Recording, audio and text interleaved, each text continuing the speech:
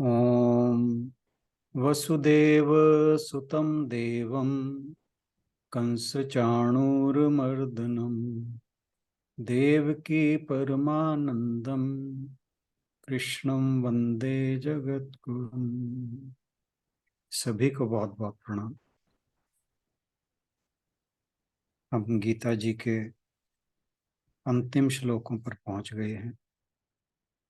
आज जो हम श्लोक करने जा रहे हैं वो अंतिम से पहला है।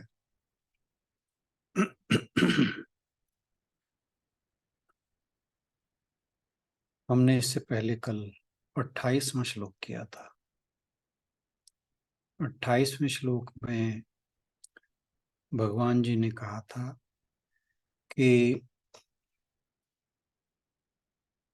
जिन पुण्य कर्मा मनुष्यों के पाप नष्ट हो गए हैं, वे द्वंद्व मोह से रहित हुए मनुष्य दृढ़ वृत्ति होकर मेरा भजन करते हैं। तो ये भजन करने वाले भगवान का कौन है? जिनके पाप कट गए हैं। जैसे हमने कल बात की थी कि पाप करना मनुष्य का स्वभाव नहीं। वो जो कर्म करता है उसमें जो उसके द्वारा गलत निर्णय लिए जाते हैं, पाप उसी का फल है। लेकिन जब मनुष्य द्वंद्व रहित होकर, मोह रहित होकर, यानी संसार के जो सुख हैं, संसार के भोगों से मिले हुए सुख, वास्तव में वे दुख का ही कारण है। इसलिए ये सुख दुख जो है द्वंद्व है। द्वंद्व मीन्स पेयर ऑफ अपोजिट्स। जैसे मान अपमान, सुख दुख, हानि लाभ, ये सारे पेयर ऑफ अपोजिट्स हैं। एक दूसरे से इनका अर्थ भिन्न है, उल्टा है, 180 डिग्री पर। इन्हें ही द्वंद्व कहा जाता है। और मोह का कारण है राग द्वेष। तो जब मनुष्य सुख दुख राग द्वेष आदि से परे हो जाता है तो वह भगवान का भजन करने लगता है। इनसे परे होते ही उसके द्वारा जो भी कर्म किया जाता है वो पुण्य कर्म होता है, और इन पुण्य कर्मों का फल होता है पापों का कटना। इसलिए भगवान ने कहा कि जिन पुण्य कर्मा मनुष्यों के पाप कट गए हैं, वे मनुष्य दृढ़ वृत्ति होकर मेरा भजन करते हैं। इसके बाद हम आज के श्लोक पर आते हैं। श्लोक नंबर 29, 7वां अध्याय। इससे पहले हम इस श्लोक पर चर्चा करें, आशु बहन से अनुरोध के ये श्लोक पढ़ते हैं। सर आवाज आ रही है? ठीक है। तो पहले भी रही थी, कट रही। जरा मरण मोक्षाय, जरा मरण मोक्षाय मामाश्रित्य यतन्ति ये, ते ब्रह्म तद्विदु कृत्स्न मध्यात्म कर्म चाखिलम। जरा वृद्धावस्था, मरण और मृत्यु से मोक्षाय मुक्ति के लिए माम मुझको, मेरे आश्रित्य शरणागति में यतंती प्रयत्न करते हैं, ये जो ते ऐसे व्यक्ति ब्रह्म ब्रह्म तत् उस विदु जान जाते हैं। कृत्स्नम सब कुछ, अध्यात्मम जीवात्मा, कर्म कर्म च भी अखिलम संपूर्ण। जो मेरी शरण ग्रहण करते हैं वे बुढ़ापे और मृत्यु से छुटकारा पाने की चेष्टा करते हैं। वे ब्रह्म अपनी आत्मा और समस्त कार्मिक गतिविधियों के क्षेत्र को जान जाते हैं।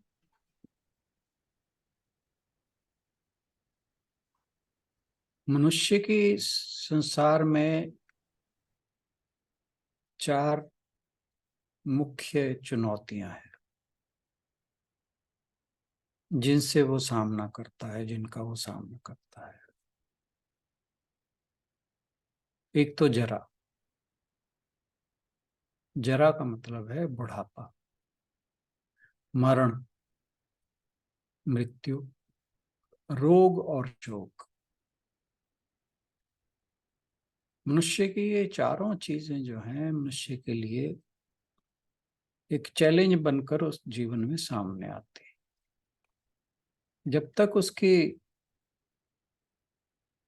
जो स्वास्थ्य है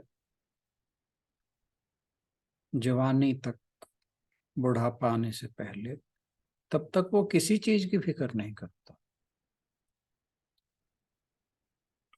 लेकिन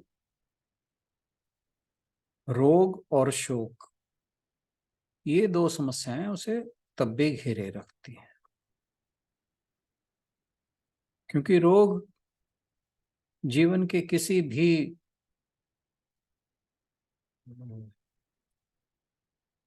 भी एज में आ जाता है, बचपन से लेके जवानी, बुढ़ापा, किसी भी अवस्था में।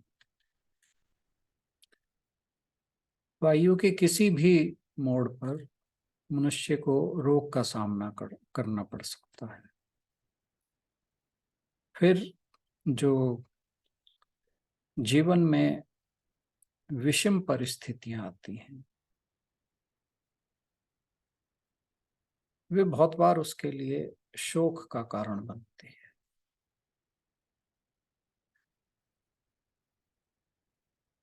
यहाँ पर जो बात की गई है वो जरा और मरण की बात की गई है, मृत्यु की।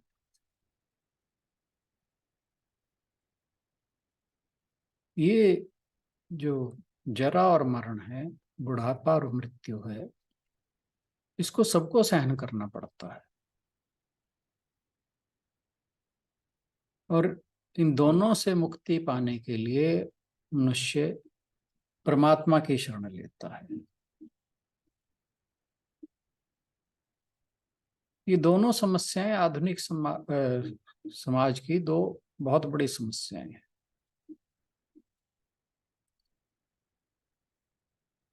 ये दोनों मनुष्य के लिए अवांछित हैं, वो कभी नहीं चाहता ऐसा हो, लेकिन उनके चंगुल से बच भी नहीं सकता।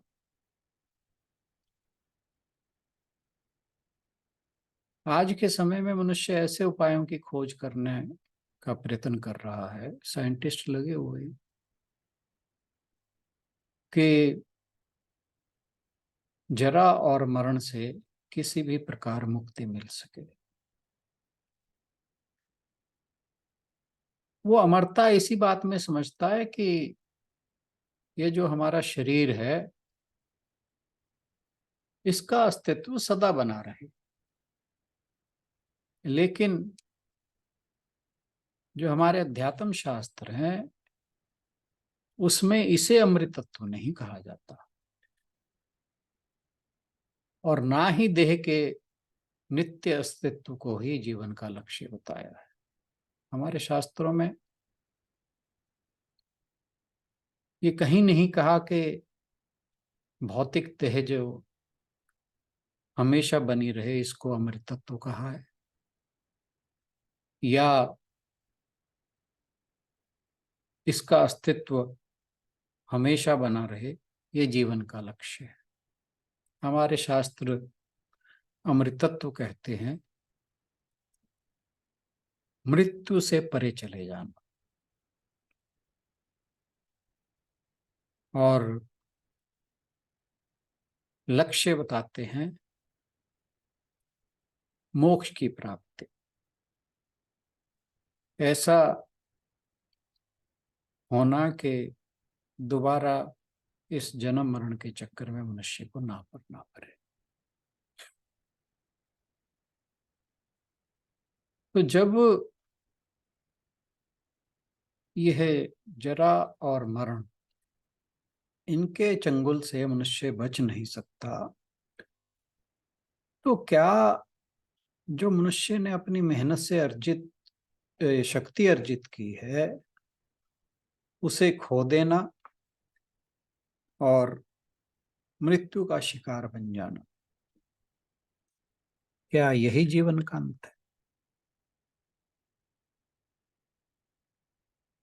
क्या पृथ्वी पर जीवन का यही फल है? मृत्यु जो है वो मनुष्य को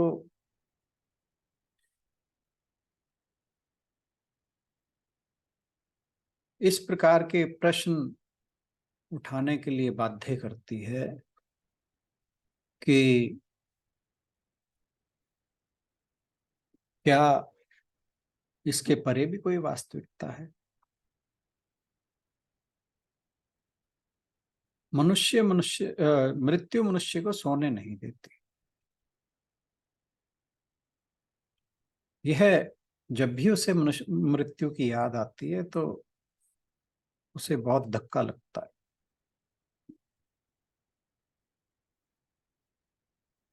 और जब उसे यह जिज्ञासा जागती है कि क्या कुछ ऐसा है जो मृत्यु से पार पा सके, तो फिर यह जो प्रश्न है वो मनुष्य को उन वास्तविकताओं से अवगत कराता है जिनसे वह अभी परिचित नहीं है, क्योंकि वो अभी तक अज्ञान के अंधकार में या अविद्या के अंधकार में जकड़ा हुआ था। जब मनुष्य सही जिज्ञासा करता है, उचित जिज्ञासा करता है, तो उसे ब्रह्म के बारे में, स्वयं के बारे में और कर्म के बारे में सच्चाई जानने का एक अवसर प्राप्त होता है। जो प्रकृति से हमारा संबंध है उससे अलग होकर आत्म दर्शन करने वाले भक्त भगवान की उपासना का आश्रय लेकर जन्म मरण, जरा, रोग, दुख, इनसे मोक्ष पाने का प्रयत्न करते हैं।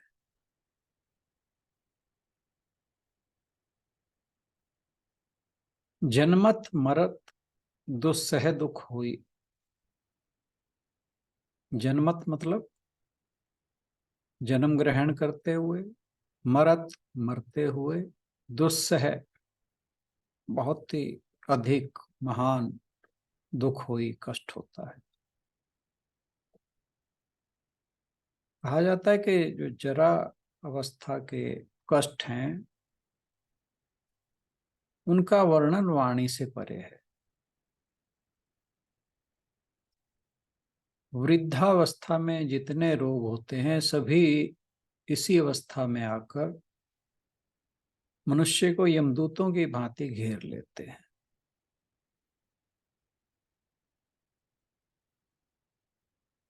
अब यदि मनुष्य, ये जो मृत्यु है और जन्म है, जरा है, दुख है, ये जितने भी परिवर्तन हैं ये मनुष्य सब अनुभव करता है। तो यदि ये एक अनुभव है तो इसे देखने के लिए किसी को तो अवश्य होना चाहिए। यानी ये जो परिवर्तन मनुष्य के सामने हो रहे हैं, तो इन्हें कोई देखने वाला भी होगा। अगर नहीं है तो फिर कोई कैसे कह सकता है कि मृत्यु हुई है किसी की, किसी का जन्म हुआ है, किसी को रोग हुआ है, किसी को दुख हुआ है, किसी को सुख हुआ है। यानी वो जो साक्षी या गवाह हमेशा वहां रहता है जो इन परिवर्तनों को अनुभव करता है, वही हमारा वास्तविक स्वरूप है। हम अनिवार्य रूप से संसार में होने वाले सभी परिवर्तनों के साक्षी हैं।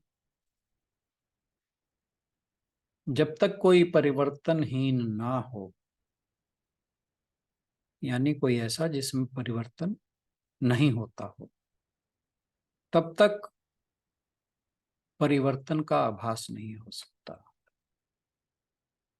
ये बात मैं दोबारा बोलता हूं कि जो परिवर्तन का आभास है वो किसी ऐसी चीज को होना चाहिए जिसमें परिवर्तन नहीं हो, और वो है हमारा शाश्वत स्वरूप। तो जो जरा मरण मोक्ष का अर्थ है कि बुढ़ापे और मृत्यु से मुक्ति। और यह जो चिंतन है ये भारतीय चिंतन है।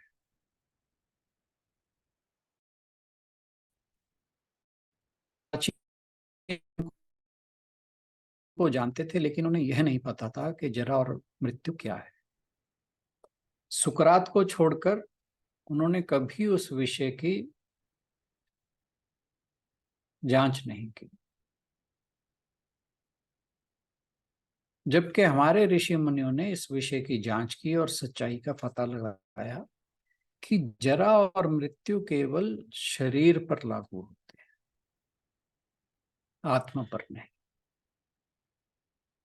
शरीर के भीतर एक अनंत आत्मा है जो सदा स्वतंत्र है, परिवर्तन से परे है, मृत्यु से परे है, और यह एक अद्भुत सत्य है।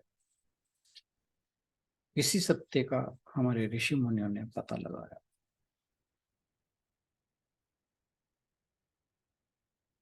शंकराचार्य जी ने प्रत्येक प्राणी में आत्मा का वर्णन इस तरह से किया है कि अमर आत्मा का सत्य परिवर्तन की छह लहरों से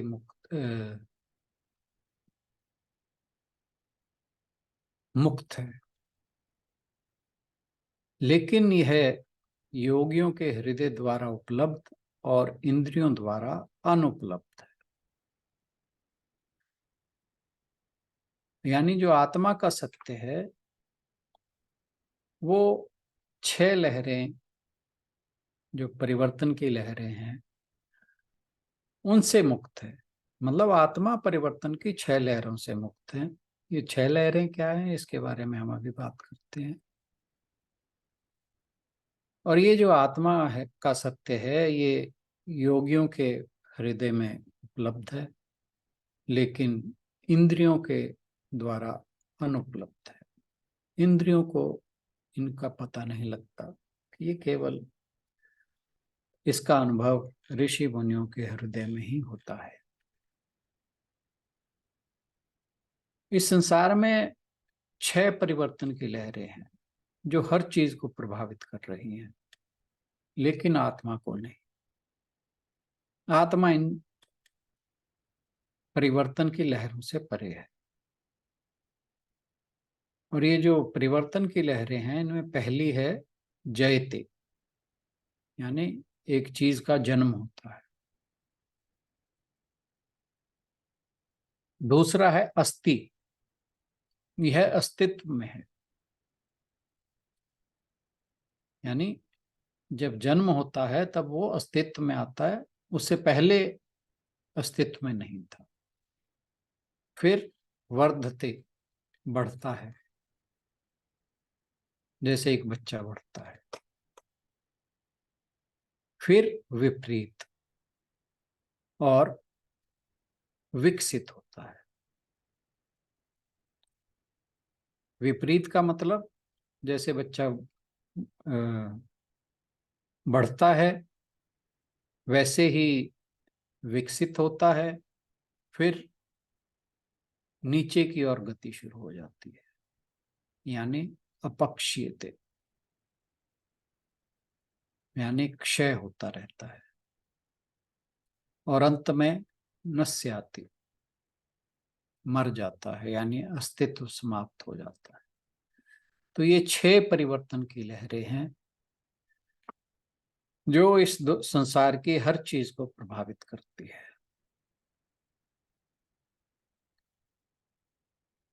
तो दुनिया में हर चीज का जन्म होता है, वो अस्तित्व में आती है, वृद्धि होती है, विकास होता है, क्षय होता है और अंततः मृत्यु। लेकिन ये जो परिवर्तन है, इसके पीछे एक परिवर्तनहीन शाश्वत सत्य है। यही भारतीय विज्ञान ऋषियों की खोज थी,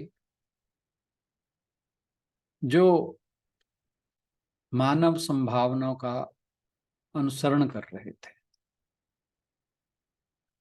और यह उपनिषदों में अभिव्यक्त हो रही है। ये जो उनकी खोज है हमारे उपनिषदों में व्यक्त हो रही है।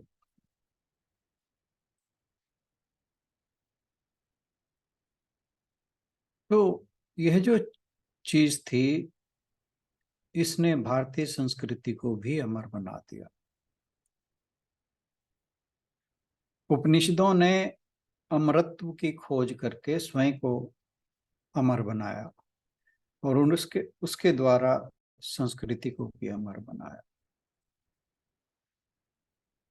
दुनिया में और कहीं भी आपको विचार और अनुभव का इस तरह का उच्चतम विचार नहीं मिलेगा।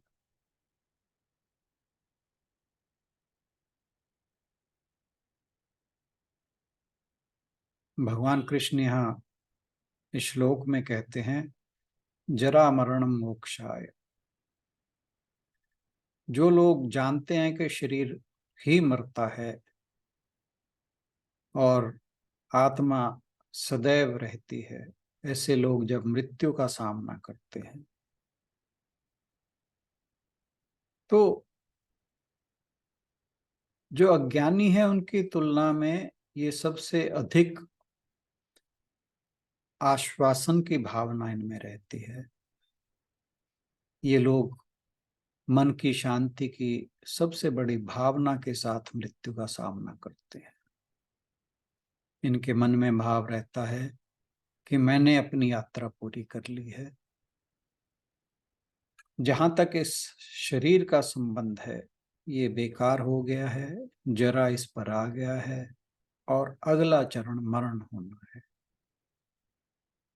इस समझदारी के साथ, इस ज्ञान के साथ वे एक दोस्त की तरह मौत का सामना करते हैं कि हाँ, तुम आए हो, मैं तैयार हूं, मैं इसका सामना करने के लिए तैयार हूं। यह दृष्टिकोण ज्ञान से आता है, क्योंकि हम जानते हैं कि सच्चा आत्म स्वरूप परिवर्तन की 6 लहरों से परे है। जो कुछ भी भौतिक है, जो कुछ भी सांसारिक है, वह परिवर्तनशील है, लेकिन वह नहीं जो शुद्ध चेतना है और आत्मा है। आदि शंकराचार्य इसे अपने ब्रह्म सूत्र में कहते हैं, नित्य शुद्ध, सदा शुद्ध, नित्य बुद्ध, सदा जागृत या प्रकाशित, नित्य मुक्त, सदा मुक्त। यही आत्मा का स्वभाव है। आत्मा कभी भी किसी भी शर्त के अधीन नहीं होती। अक्सर हम वस्तुओं का आश्रय लेते हैं। हम हीरा मोती सोना चांदी भगवान को अर्पण करेंगे और उसके बल पर भगवान मिल जाएंगे, हमारा ऐसा सोचना रहता है। बहुत लोगों की ऐसी सोच रहती है, लेकिन ऐसा नहीं। एक विश्वास की और भरोसे की बात अलग है। ईश्वर जहां प्राप्त होता है वह अपने सूक्ष्मतर अंतर का एक दिव्य प्रदेश है। जो हमारा सूक्ष्मतर अंतःकरण है, उस दिव्य प्रदेश में ईश्वर की प्राप्ति होती है।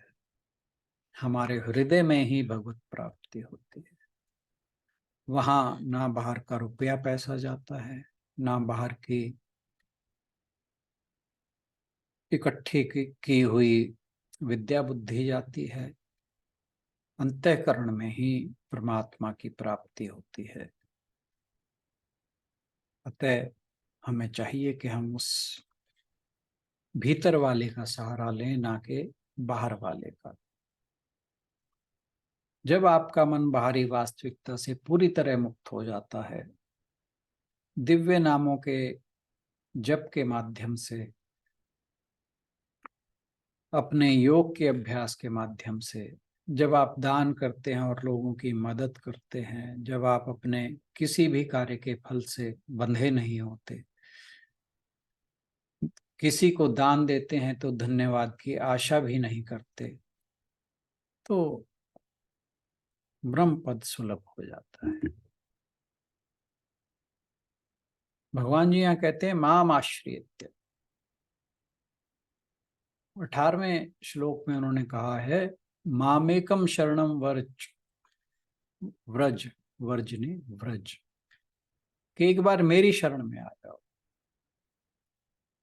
अहम त्वा सर्वापेभ्यो मोक्ष्यस्यामि मां शुचः। भगवान कहते हैं कि सब धर्मों का परित्याग कर दो, अपने साधना का भी बल मत रखो। इंद्रियां जिन विषयों में लगती हैं, शब्द स्पर्श रूप रस गंध आदि सबको छोड़कर तुम केवल मेरी शरण आ जाओ।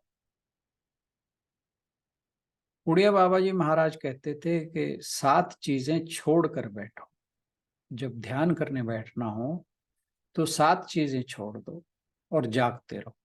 और वे कौन कौन सी हैं? शब्द स्पर्श रूप रस गंध सुख और दुख। इन 7 से मुक्त होकर अपने स्वरूप में बैठ जाओ, इसी का नाम ध्यान है। लेकिन हम किसके साथ बैठते हैं? हम शब्द रूप रस गंध इनके साथ बैठते हैं, या इनको जाहिर करने वाले इंद्रियों के साथ बैठते हैं, या इंद्रियों में रमण करने वाले मन के साथ बैठते हैं। वे कहते हैं नहीं, इनको घूमने दो, तुम तो सर्व अंतर्यामी परमात्मा है। सबके हृदय में ईश्वर का निवास है। माम आश्रित, भगवान पर विश्वास, भगवान का आश्रय, भगवान की शरणागति और अपनी ओर से प्रयास करना। आत्मा के रूप में परमात्मा नित्य अपरोक्ष है, परंतु अज्ञात है। वो हमारे लिए हर समय उपलब्ध है, लेकिन हमारी अज्ञानता के कारण वह अज्ञात है। उस अज्ञानता को दूर करने के लिए श्रवण करना चाहिए। श्रवण के सिवाय कोई दूसरा उपाय नहीं है। श्रवण किस बात का? ईश्वर के बारे में सुनिए, तब मनन होगा। इस ईश्वर के बारे में सुनिए तब ध्यान होगा। ईश्वर के बारे में सुनिए तब भजन होगा। ईश्वर के बारे में सुनिए तब सत्संग होगा। ईश्वर के बारे में सुनिए तब ईश्वर से प्रेम होगा।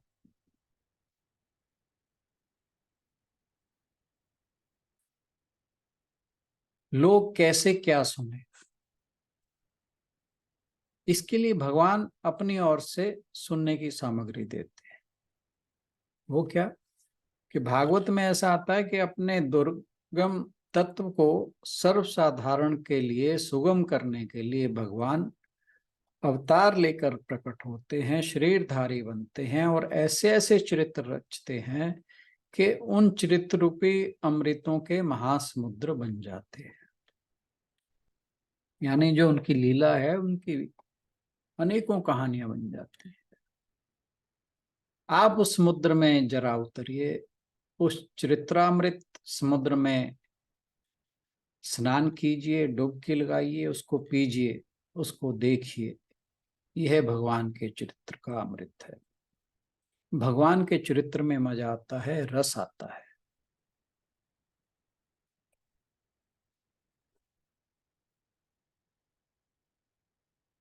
भजनम नाम रसनम, ये उपनिषद ने कहा है कि भजन यानी स्वाद लेना और रस लेना।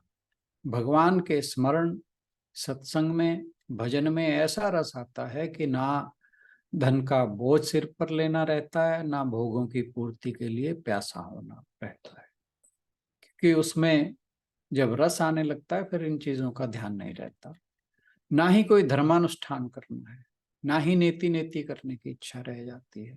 महात्मा लोग कहते हैं कि नेति नेति करने की कोई जरूरत नहीं जब आप भजन सत्संग आदि में रस ले रहे हो।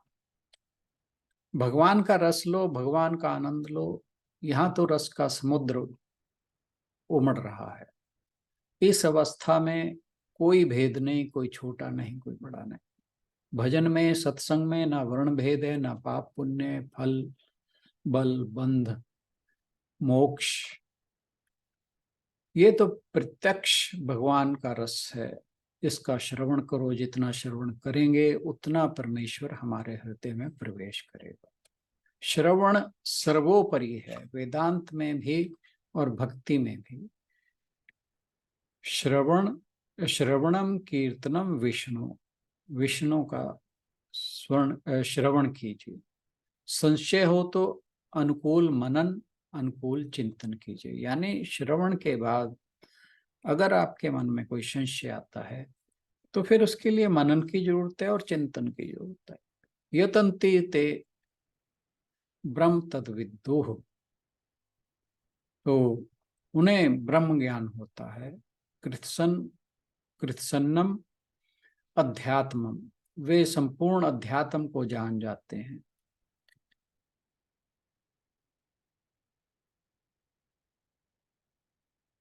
कर्म टखलम, वे समग्र कर्म को जान जाते हैं।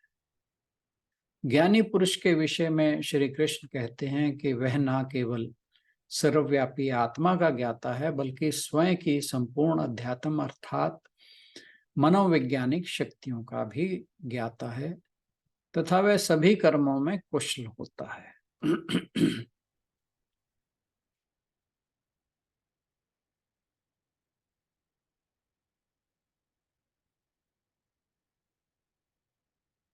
अपने राग द्वेष काम क्रोध के स्रोत की पूर्ण जानकारी होना, इसे ही अध्यात्म कहा गया है। अध्यात्म का शाब्दिक अर्थ है आत्मा से संबंध, आत्मा परमात्मा संबंधी विचार, आत्मबोध आदि। देह उपाधि से मानो अलग हुआ ब्रह्म जब उस देह में व्यक्त होता है तब उसे अध्यात्म कहते हैं। इस कथन से स्पष्ट होता है कि आत्म अनुभवी पुरुष जगत व्यवहार में अकुशल और मूढ़ नहीं होता। जब जीसस सूली पर टंगे हुए थे, एक क्षण उनके मन में ऐसा भाव आया होगा, ये ओशो लिख रहे हैं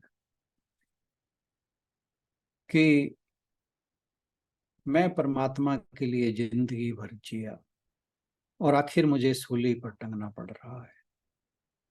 एक क्षण कहीं उनकी बुद्धि ने सवाल उठा दिया होगा और एक क्षण को जीसस ने आकाश की तरफ देखकर कहा होगा कि यह तू क्या करवा रहा है। छोटी सी शिकायत थी, बहुत बड़ी नहीं कि तू ये क्या करवा रहा है। लेकिन तत्काल फिर एक ख्याल आया कि यह तो शिकायत होगी परमात्मा को। यह तो मैं सलाह देने लगा कि तू क्या करवा रहा है।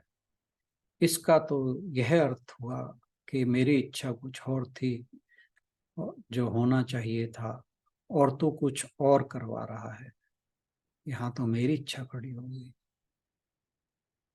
उनकी आंखों से दो आंसू टपक पड़े और उन दो बूंदों ने उन्हें वहां पहुंचा दिया जिसका कृष्ण जी यहाँ पर जिसके बारे में कह रहे हैं।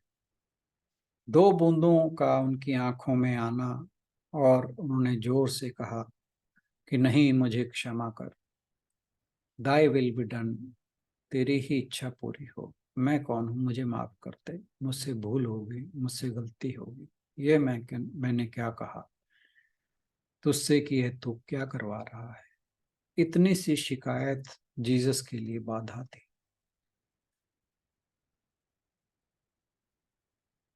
इस आखिरी क्षण तक भी जीसस क्राइस्ट नहीं थे। इस आखिरी क्षण तक वे जीसस ही थे। लेकिन आखिरी वाक्य जो उन्होंने कहा कि दाई विल बी डन, उसने उनकी सारी दुनिया बदल दी। जीसस का कहना कि दाई विल बी डन, और फिर प्रसन्न हो जाना और उस सूली पर ऐसे झूल जाना जैसे वह झूला हो, यहीं से वे जीसस क्राइस्ट हो गए। उसी का क्षण वे मनुष्य ना रहे, परमात्मा हो गए। जिस क्षण कोई व्यक्ति अपने को परमात्मा के शरण में छोड़ देता है, उसी क्षण परमात्मा के साथ एक हो जाता है। तो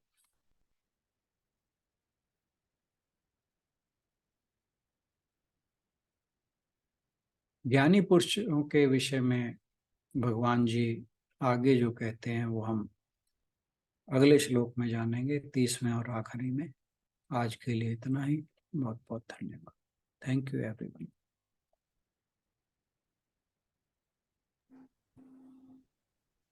थैंक यू सर। बहुत ही आपने अच्छे से और भावुक हो रहे थे जब स्टोरी सुन रहे थे हम जीसस क्राइस्ट की। वाकई बहुत बार ऐसा सुनते सुनते भी जो आपकी स्टोरी से पहले मन में ऐसे ही आ रहा था कि कभी कभी कुछ ऐसा कुछ होने वाला होता तो लगता है कि हम उस समय में क्या सोचेंगे, और यही स्थिति रहती होगी कि जो बिल्कुल। इस मार्ग पे चल रहे हैं उनको एटलीस्ट ऐसे शायद कई बार लगता है कि हमारे साथ कोई प्रॉब्लम्स क्यों आ रही हैं। तब भी तो आपने बहुत अच्छे से आज हमें वो स्टोरी सुनाई है, और यदि किसी का कुछ कुछ कहना चाहे आज के इस श्लोक को लेकर तो आप सभी का स्वागत है। जब मनुष्य पर दुख आता है ना, फिर सबसे पहले वो भगवान को कोसता है। स्पेशली जब ठीक रास्ते पे चल रहे हो, गलत कर रहे होते तब तो आपको लगता है गलत ना कि वाले हाँ को तो शायद गलत वाले को तो भगवान से लेना देना ही कुछ नहीं है।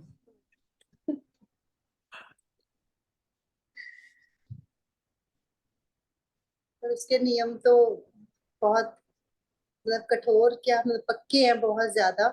जो पिछले आपके कर्मों के भुगतान है, आप बार बार यही कहते हो कि वो तो आपको करने ही है, कट जाते हैं उस रास्ते पे उसके चलने से। नियम लेकिन कठ उसके नियम कठोर नहीं है, हम्म, हम कच्चे हैं। हमने हमारे जो पूर्व जन्मों के संस्कार हैं, उन्होंने हमारे अंतःकरण को कच्चा कर रखा है। नहीं, या अभी जीसस को ही लीजिए, सूली पर टंगा हुआ है। बड़े अच्छे से लिखा है सर ओशो ने भी। क्या मतलब कि इमेजिनेशन है ना। और वो देखो भीष्म पितामह, भगवत भक्त थे वो भी। शरशैया पर कितने दिन लेटे रहे।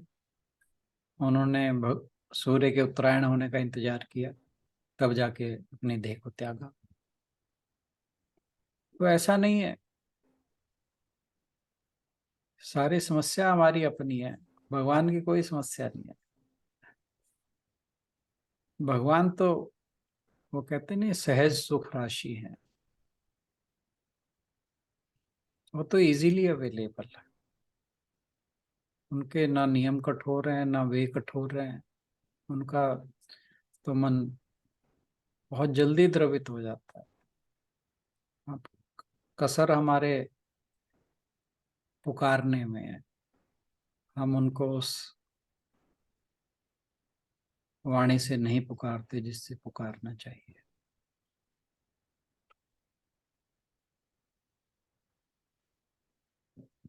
द्रौपदी देखो, जब तक पहले उसने धृतराष्ट्र से प्रार्थना की, फिर भीष्म पितामह द्रोण से की, कृपाचार्य से की, फिर अपने पतियों से की, है ना। यही हम करते हैं। हम कहते हैं डॉक्टर के पास ले चलो, फलाना कर दो, ढिकड़ा कर दो, ये कर दो, वो कर दो। हमारे भगवान सामने जो अवेलेबल होता है ना, हम उसी पे ज्यादा विश्वास करते हैं ना, कि वो हमारे सामने है तो हमारा काम वो कर देगा। बिल्कुल बिल्कुल। परमात्मा को बाद में हम मतलब सेकेंडरी मान लेते हैं। सेकेंडरी के अलावा हमारा भगवान पे भरोसा भी नहीं है, जैसा भरोसा होना चाहिए। ये नहीं कि हमारा विश्वास नहीं है, लेकिन वो इतना दृढ़ नहीं है। बड़ी जल्दी हम ये सोच लेते हैं कि पता नहीं भगवान करेगा कि नहीं करेगा, तो डॉक्टर ही करेगा सारा कुछ, या फलां बंदा करेगा। तो दिक्कत है हमारी। ना। हाँ, हमारी सीजनिंग ऐसी हुई हुई है कि हम मतलब विश्वास भी नहीं कह सकते, बट फर्स्ट थॉट में भगवान आता ही नहीं है। सही फर्स्ट थॉट बात। में हम मतलब सारी दुनिया देखते हैं, बट वहां तक हमारा थॉट प्रोसेस वहां तक पहुंचता ही नहीं है। मतलब हमने अपने आप को इतना उस तरह का बना लिया है कि जो बिल्कुल उस, जैसे अभी गुलशन जी ने कहा कि उस तरफ हमारा ध्यान ही नहीं जाता है। हम पहले जैसे होता है ना कि आप नीचे लेवल पे देखते हो, फिर बाद में हम धीरे धीरे ऊपर लेवल पे जाएंगे कि अच्छा यहाँ नहीं हुआ वहां देखो, वहां नहीं हुआ वहां देखो। मतलब फर्स्ट थॉट कभी इस तरह आती ही नहीं है कि हे परमात्मा तुम्हारे पे छोड़ा, जो तू करेगा ठीक है, एक्सेप्टेबल। डॉक्टर भी तो जब मतलब होता है ना, अब कह देगा है कि अब मैंने कर दिया, भगवान के हाथ में, जो होगा हाथ भगवान के में है, वो भी बाद बिल्कुल में ही बिल्कुल बोलता है बिल्कुल। कि जो है हाँ भगवान के हाथ में। नहीं, हाँ जी, ऐसा हाँ भी जी। नहीं है कि हमें सिर्फ ये कह के कि बस तू करेगा तो करेगा, भगवान के पास डॉक्टर के पास नहीं जाना चाहिए। ये हमारे शास्त्र हमें कहते हैं कि अपना तो अपना एफर्ट करना ही है। अपना हमें अपना अपना तो एफर्ट में एफर्ट नहीं करना कमी है। छोड़नी, हाँ बाकी शरणागत भगवान की हो जाओ कि हाँ भगवान। जी।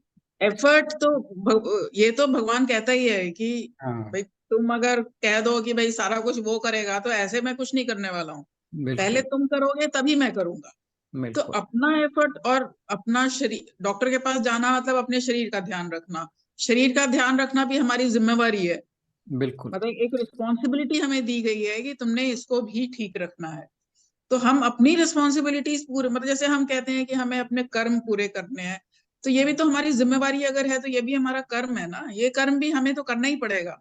तो बिल्कुल अपने काम तो पूरे करने ही हैं, लेकिन at the back of the mind जो चीज है उसको सामने लाके रखो, ताकि फर्स्ट थॉट वहीं जाए, उसके बाद हम आगे का अपना रास्ता ढूंढें। बिल्कुल तो हमें आगे रास्ता ढूंढना भी आसान हो जाएगा। बिल्कुल बिल्कुल।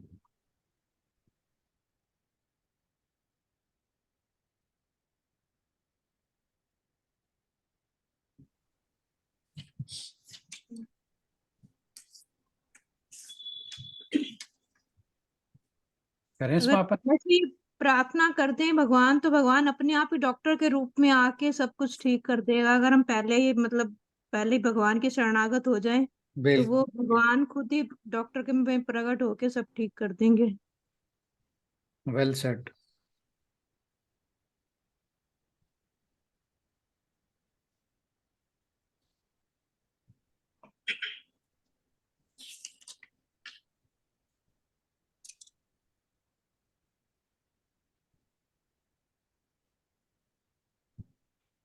चलिए कहते समाप्त रहा करो करते कुछ कुछ, आप लोग अपने मन की बातें नहीं कहते, अच्छी बात है। 5-10 तो मिनट की डिस्कशन तो होनी चाहिए बाद में, एटलीस्ट जो भी बात, बात अच्छी लगे सबके पास सब कुछ होता है, कुछ ना रिवाइज भी कुछ हो तो जाता है। रिवाइज भी कुछ हो तो जाता होता है। है। हाँ जी।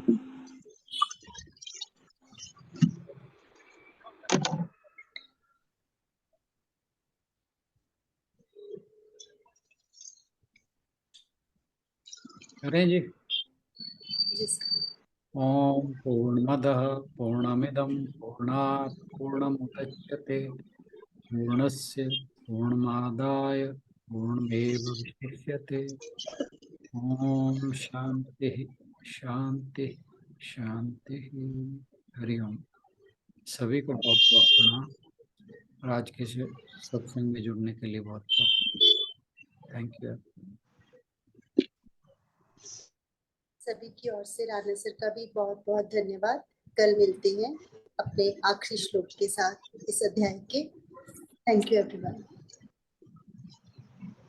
क्या बाद में रिवीजन करना है कि नेक्स्ट पे चलना है? वैसे ये अच्छा पूरा स्पीड से वैसे टचवुड पूरा हो गया है ना, अच्छा लग रहा है बड़ा। कर लेते हैं सर, 1-2 दिन तो ले सकते हैं रिवीजन, जैसे सब लोग कहें। पूछ लेना आपको।